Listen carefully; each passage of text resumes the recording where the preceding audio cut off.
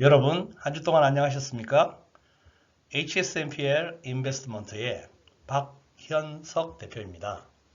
금주 들어서는 봄기온이 완연해지고 봄의 전령사인 개나리와 벚꽃들도 개화를 시작하네요. 겨울에 힘들었던 시기를 잘 견디고 활짝 피어나는 봄꽃들처럼 여러분들의 비즈니스도 올 한 해 MPL을 만나 활짝 피어나시기를 기원드리겠습니다. 저번 주 MPL 비즈니스에 대해서 설명을 들으시고 많은 분들이 연락을 주셨습니다. 여러분들은 MPL 경매 비즈니스를 들어보시고 어떠셨나요? MPL은 단순히 부동산 경매가 아니라 부실채권이라는 금융과 부동산 경매가 합쳐져서 탄생한 파생금융 상품입니다.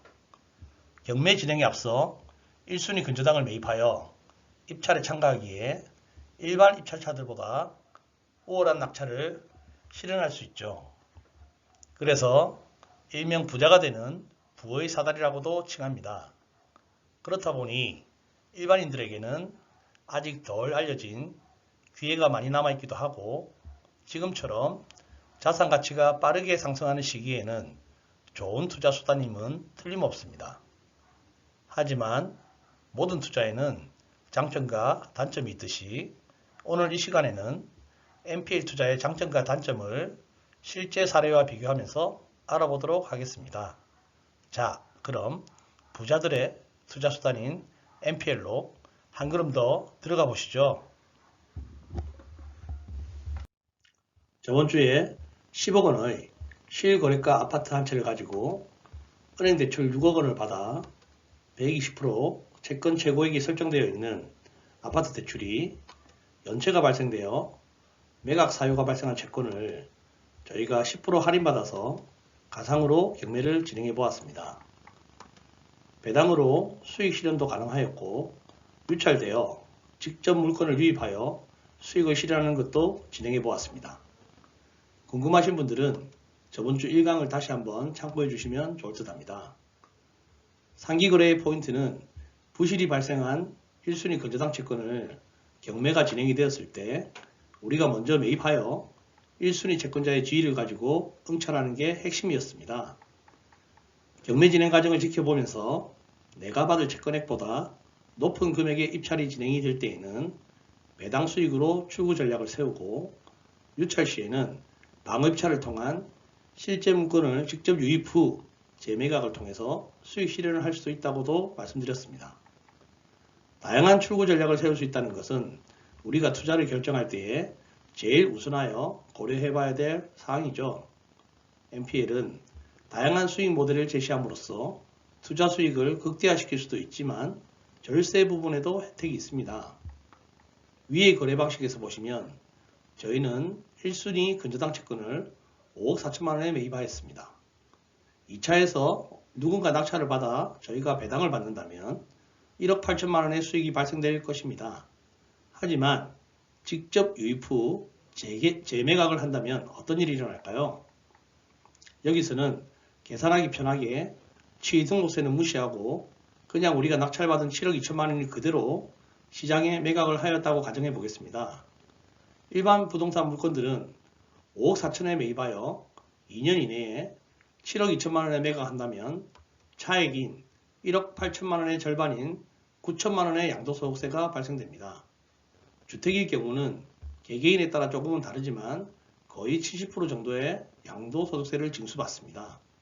하지만 우리는 경매에 참가하여 7억 2천만 원의 낙찰을 받고 취등록세를 납부하였기에 낙찰받은 금액까지는 양도소득세가 전혀 없습니다.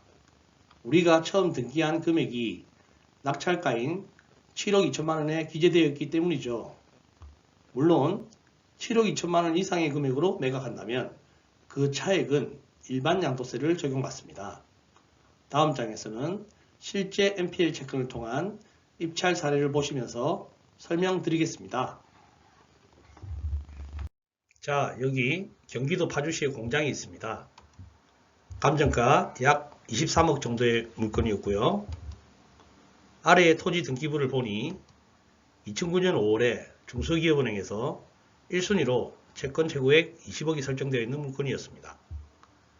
그 아래에 신용보증기금에서 2순위로 14억 5천만 원을 설정을 하였고 최초 경매는 2020년 3월에 신용보증기금에서 신청하였네요. 그로부터 약 2개월 뒤에 1순위 근저당권자인 중소기업은행이 임의경매를 신청합니다. 신청 시 청구금액은 채권 최고금액인 20억을 다 채운 롱캣 상태였으며 채권은 이미 유동화되어 채권 매입이 가능한 상태였습니다. 1차에서는 유찰되어 2차에 16억 6천만원의 경매가 진행되었고 이때도 유찰이 되어 3회차에 11억 6천만원까지 떨어졌던 물건입니다. 그런데 3차에서 16명이 입찰에 응하여 주식회사 HJ 땡땡땡이라는 회사가 19억 6,800만원의 낙찰을 받았습니다. 일반적으로 경매에 있어서 3차까지 유찰이 되었을 때 2차 진행 금액인 16억을 넘겨서 낙찰받는 경우는 드문 경우입니다.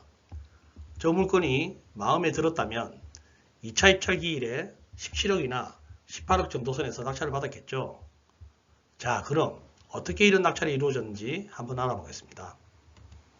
상기 물건은 2차 경매가 개시되었을 때 주식회사 HJ 측에서 MPL 경매 컨설팅을 통하여 낙찰을 받고 싶다고 의뢰가 들어온 물건입니다.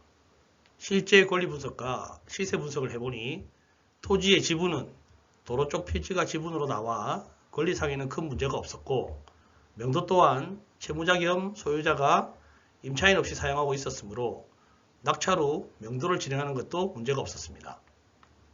입지 또한 2km 근처에 파주 LCD 산업단지가 위치하고 있어 관련 업이나 물류센터용으로도 쓰기 좋은 물건이며 서울 문산 간 고속도로 월룽 IC와도 인접해 있는 물건이었습니다. 시세는 호가가 약 20억 선이었고 보수적으로 잡아도 18억 정도는 충분히 받을 수 있는 것으로 조사가 되었기에 2차 유찰 후 3기 물건의 채권을 유동화회사와 2차 금액과 3차 입찰 가액의 중간선인 15억 6천만원에 매입하였고 3차 입찰에서는 1순위 채권자의 지위를 활용하여 채권 최고 금액에 근접한 19억 6천만원에 응찰하여 1순위로 낙찰받았습니다. 3차에서는 16명이나 입찰에 응하였지만 주식회사 HJ는 2차 금액을 훌쩍 넘긴 19억 이상의 입찰을 하였기에 우월한 낙찰을 실현할 수 있었습니다. 그로부터 일주일 후 법원에서 매각 허가 결정이 떨어지고 5월 20일에 경락잔금 대출을 이용하여 잔금을 납부하고 등기 이전하였습니다. 자, 여기에 주식회사 HJ는 잔금 19억 6천만원을 법원에 납부하여도 우리가 1순위 채권자이기에 법원은 배당 순서대로 저희에게 잔금 전체를 돌려주게 됩니다. 그리고 등기 이전 후 즉시 19억 6천만원까지 매도를 하여도 양도소득세가 발생되지 않습니다. 실제로 상기 채권은 15억 4천만원에 매입하였으나 MPL을 활용하여 19억 6천만원의 취등록세를 납부하고 등기하였기에 양도소득세가 발생되지 않는 것입니다. 이렇듯 MPL은 무수익 여실이며 얼마의 수익이 일어날지 알 수 없는 상태에서 거래가 이루어지는 부실채권이기에 수익의 차이만큼 세금에서 자유로울 수 있는 효과가 발생되는 것입니다. 어떻습니까? 부자가 되는 부의 사다리라는 예측이 어울리시나요? 다음 장도 한번 보시길 바라겠습니다. 이번 물건은 경남 김해시에 위치한 공장입니다. 상기 물건은 토지 감정가만 약 36억 가까이 나오는 물건으로 물건지로부터 10분 거리에 김해시에 메인 주거단지가 있으며 김해 주촌 지역은 현재 토지 구획과 개발이 미니 신도시급으로 개발되고 있으며 꾸준한 인구 유입이 이루어지는 곳입니다.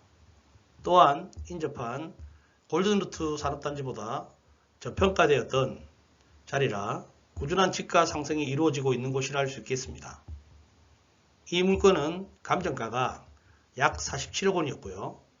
1차에서 유찰되어 37억 정도에 진행하다가 다시 유찰되어 30억 정도의 3차 경매가 진행되고 있었습니다. 오른쪽에 보시면 1순위 근저당은 신한은행에서 약 41억 정도가 있었고 이미 경매 신청 시 청구 금액은 약 38억 정도로 되었으며 이미 채권은 유동화가 되어 거래가 가능한 상태였습니다. 이 사건은 경매 신청일에는 채권 최고액까지 연체이자가 다 채워지지는 않았지만 신청 후 개시까지 시간이 1년 이상 소요되면서 채권 최고액까지 점점 채워나가는 롱캡에 가까워지는 단계였습니다. 앞의 물건과 비슷하게 3차가 진행되기 전에 주식회사 벨땡땡땡 측에서 MPL을 통한 컨설팅을 의뢰하였고 의뢰인께서 평소에 눈여겨보는 지역이라 취득을 꼭 하고 싶은 의지가 강했던 물건입니다. 채권은 32억 7천만원에 매입하여 39억에 낙찰을 실행하였습니다. 앞장에서 설명드린 바와 같이 39억에 취등록세를 납부하고 등기 이전하였기에 즉시 공장을 매각하더라도 39억까지는 양도세가 없습니다.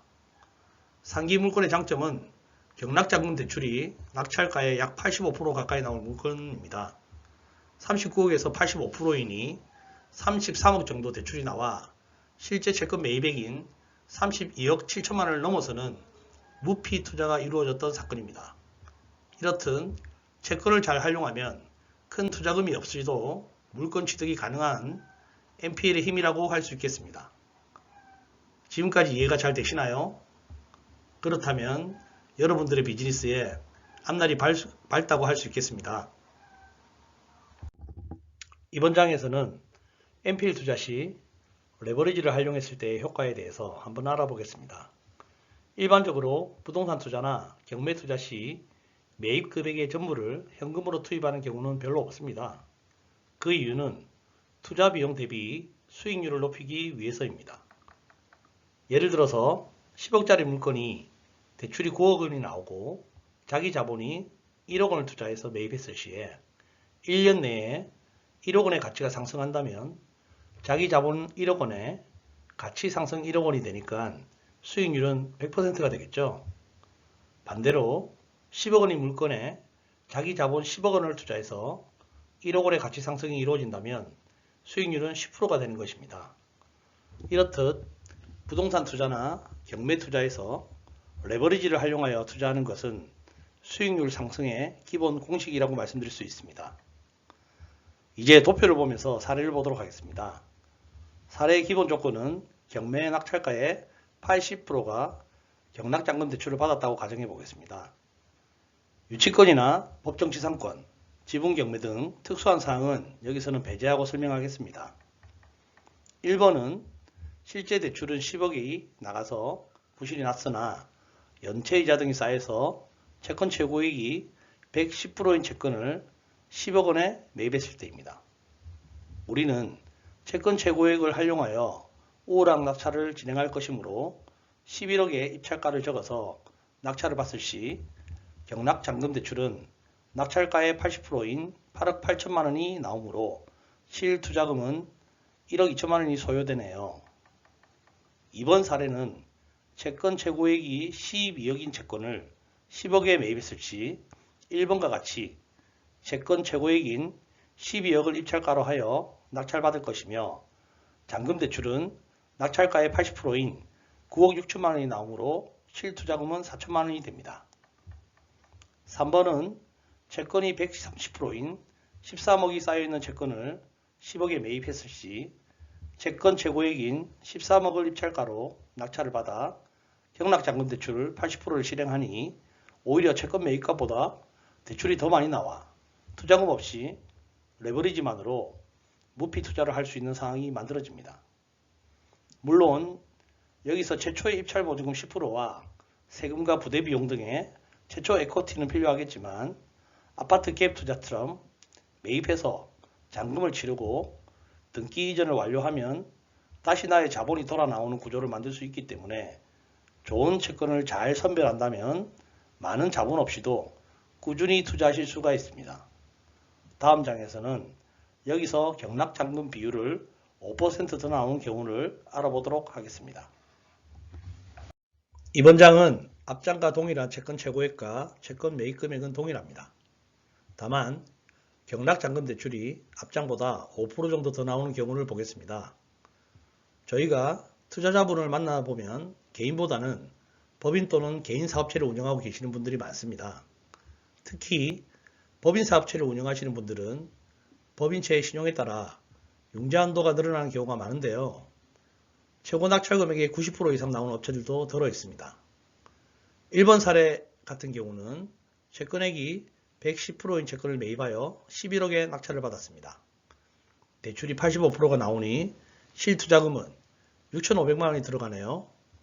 하지만 이번부터는 낙찰가 대비 85% 대출을 진행하니 실채권 매입가보다 대출이 더 많이 나오는 무피 투자 결과를 보실 수 있습니다.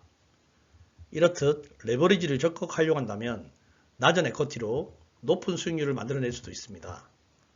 NPL 투자의 꽃이 매각을 통한 수익 실현이라면 NPL 채권 매입의 꽃은 레버리지라고 할 수 있겠습니다.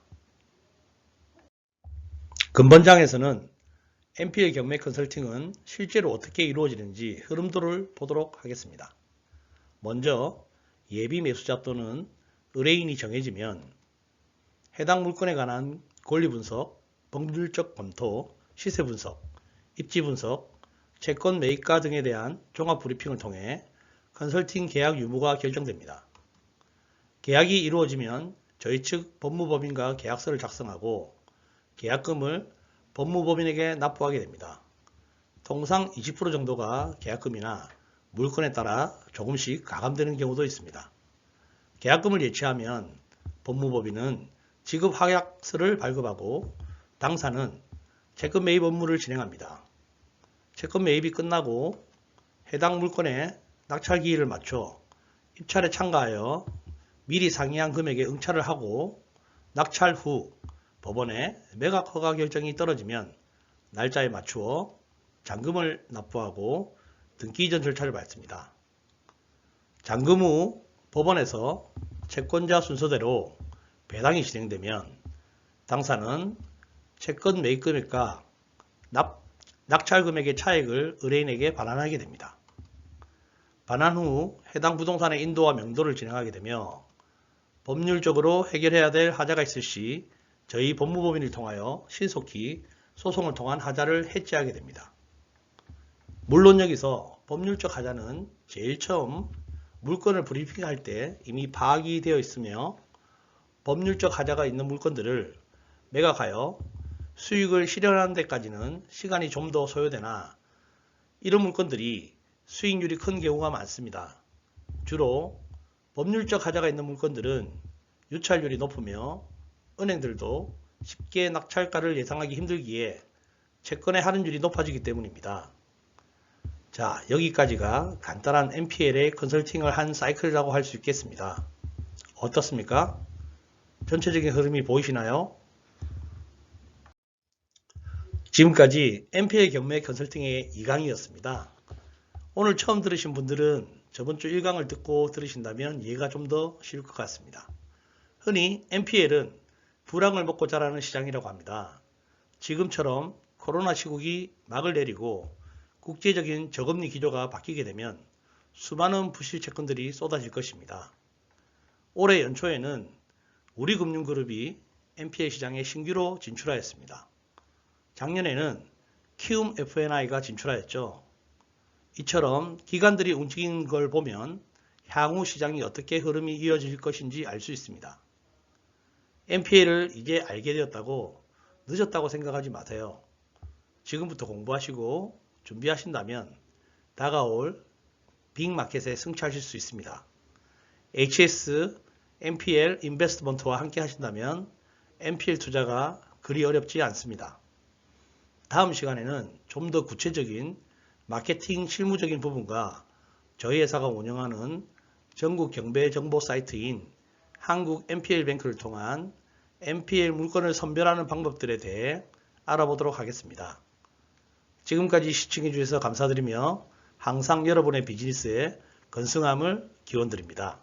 감사합니다.